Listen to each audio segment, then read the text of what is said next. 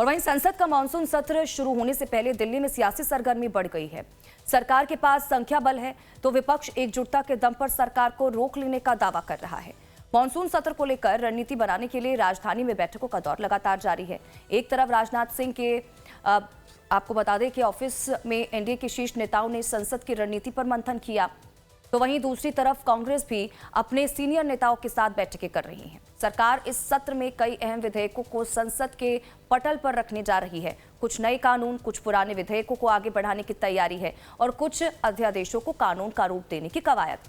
सरकार का संदेश साफ है, विकास और सुधार का एजेंडा रफ्तार से आगे बढ़ेगा, लेकिन विपक्ष का दावा है कि सरकार का असली एजेंडा अभी सामने नहीं आया है। सरकार ने साफ कर दिया है कि इस सत्र में उसका फोकस विधायी एजेंडे को आगे बढ़ाने पर रहेगा। बैठक में संसद के फ्लोर मैनेजमेंट के साथ साथ सरकार के सबसे बड़े विधायी एजेंडे पर चर्चा हुई। 129, 130वां और 131वें संविधान संशोधन जैसे अहम मुद्दों पर रणनीति बनाई गई। साथ ही ये भी तय किया गया कि किन विधेयकों को सबसे पहले सदन से पारित कराया जाएगा। तो इस सत्र में सबसे कमजोर दिखेगी, क्योंकि जहां टीएमसी और उद्धव ठाकरे की पार्टी पूरी तरह से अलग थलग पड़ी है, वैसे कांग्रेस भी अलग थलग पड़ गई है। तो ये तो हालत है कांग्रेस की। उनको लगता है कि वो सिर्फ हंगामा बर्पा करना उनकी आदत है। वो विपक्ष के नेता का पद का मतलब संसद को रोकना समझते हैं। वो होने वाला नहीं है। सरकार जो भी बिल लाएगी वो पूरी उम्मीद है कि इस बार पास होगा। कांग्रेस को भी आत्मचिंतन करना चाहिए कि आधी आबादी को जिस तरह हक देने से रोका था कांग्रेस ने, क्या प्रायश्चित करेगी।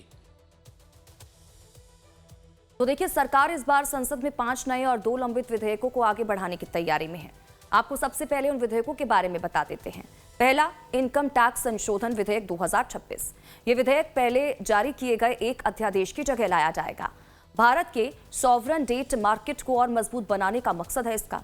विदेशी निवेशकों को आकर्षित करने और पूंजी प्रवाह बढ़ाने पर जोर है इसका। बाजार में तरलता यानी कि लिक्विडिटी बढ़ाने की भी कोशिश है। दूसरा, सुप्रीम कोर्ट न्यायाधीशों की संख्या संशोधन विधेयक 2026। ये बिल भी एक अध्यादेश की जगह लेगा। सुप्रीम कोर्ट में लंबित मामलों का बोझ कम करने की कोशिश है इससे। मुख्य न्यायाधीश को छोड़कर जजों की स्वीकृत संख्या 33 से बढ़ाकर 37 करने का प्रस्ताव है इसमें। तीसरा है जन्म और मृत्यु पंजीकरण संशोधन विधेयक 2026। यानी कि जन्म और मृत्यु पंजीकरण की प्रक्रिया को और पारदर्शी और व्यवस्थित बनाने की कोशिश इससे है। देरी से होने वाले पंजीकरण के नियमों में इसमें बदलाव है। नागरिक डेटाबेस को ज्यादा सटीक और डिजिटल बनाने पर भी जोर है। रिकॉर्ड प्रबंधन और प्रशासनिक प्रक्रियाओं को मजबूत करने की दिशा में ये कदम है। चौथा है राष्ट्रीय सम्मान के अपमान की रोकथाम संशोधन विधेयक 2026। देखिए, साल 1971 के कानून में संशोधन का प्रस्ताव है। राष्ट्रीय ध्वज, संविधान और राष्ट्रीय प्रतीकों के सम्मान को ठेस पहुंचाने से जुड़े प्रावधानों को और सख्त बनाने की तैयारी है इसके जरिए। इसी में वंदे मातरम गीत को पूरा गाने का प्रावधान भी शामिल किया गया है। पांचवा है एमएसएमई विकास संशोधन विधेयक 2026। दरअसल एमएसएमई सेक्टर में कारोबार को आसान बनाने पर इसमें फोकस है। छोटे उद्योगों को सप्लाई के बाद भी भुगतान में देरी की समस्या दूर करने की कोशिश इससे की जा रही है। विवाद समाधान व्यवस्था को और प्रभावी बनाने का भी प्रस्ताव है और इसके अलावा 2 और बिल जो पहले से ही पेंडिंग है। छठा है विदेशी अंशदान विनियमन संशोधन विधेयक 2026, जिसे FCRA संशोधन बिल भी कहा जाता है।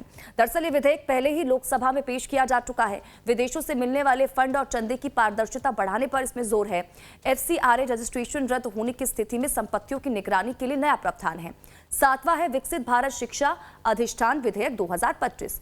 देखिए, ये भी एक लंबित यानी कि पेंडिंग विधेयक है जो फिलहाल संयुक्त संसदीय समिति यानी कि JPC के पास है। समिति की रिपोर्ट के बाद संसद में आगे इस पर चर्चा होगी। उच्च शिक्षा के नियामक ढांचे में बड़े बदलाव का प्रस्ताव है इसमें। UGC और AICTE जैसी मौजूदा संस्थाओं की जगह नई रेगुलेटरी बनाने का प्रावधान है इसमें। तो देखिए, दिलचस्प ये है कि सरकार की ओर से जारी संभावित विधेयकों की लिस्ट में जिस विधेयक का नाम नहीं है उसी ने विपक्ष की सबसे ज्यादा नींद हराम कर रखी है, यानी कि परिसीमन बिल। यही सियासत के एजेंडे में नंबर 1 पर है।